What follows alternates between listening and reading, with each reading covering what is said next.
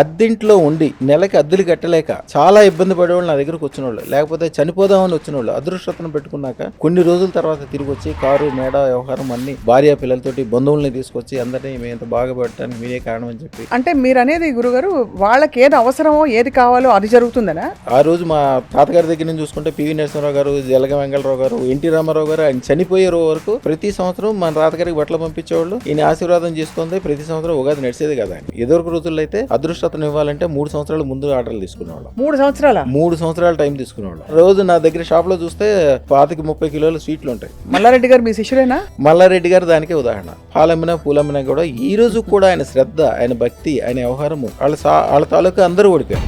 ఆయన అదృష్టతను తీసుకెళ్లారు, ఆయన మాత్రం బ్రహ్మాండంగా. అవును, నవరత్నాలు అనేవి అసలు అదృష్టరత్నాలు కాదు. ఇంట్లో మీ దగ్గర డబ్బులు ఉన్నాయి, జేబులో డబ్బులు ఉంటాయి అంటే నా డబ్బులు అనుకోకూడదు. ఆ డబ్బులు మీ డబ్బులు కాదు, మీ కుటుంబాన్ని. ఇప్పుడు అమ్మాయి దగ్గర 127 కిలోలు బంగారం ఉంటాయి. బాబోయ్, చాలా ఇది గొప్ప. ఇది సైన్స్ అంటారా? ఇది ఒక నమ్మకమా?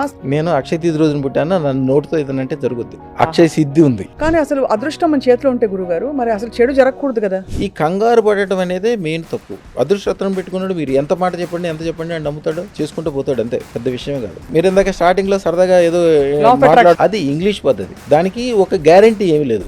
దీనికి గ్యారంటీ ఉంది. నా దగ్గర నుంచి రూపాయి తీసుకెళ్ళిన వాళ్ళు ఎవరు కూడా వాడి జీవితంలో మళ్ళీ నాకు ఇంట్లో డబ్బులు కావాలి, నాకు ఈవేళ డబ్బులు లేవు, నేను అప్పులయ్యాను, నేను నష్టపోయాను అస్సలు లేదు. వాళ్ళ వంశంలోనే ఉండదు. మట్టి పట్టుకుంటే బంగారం అవ్వాల్సిందే.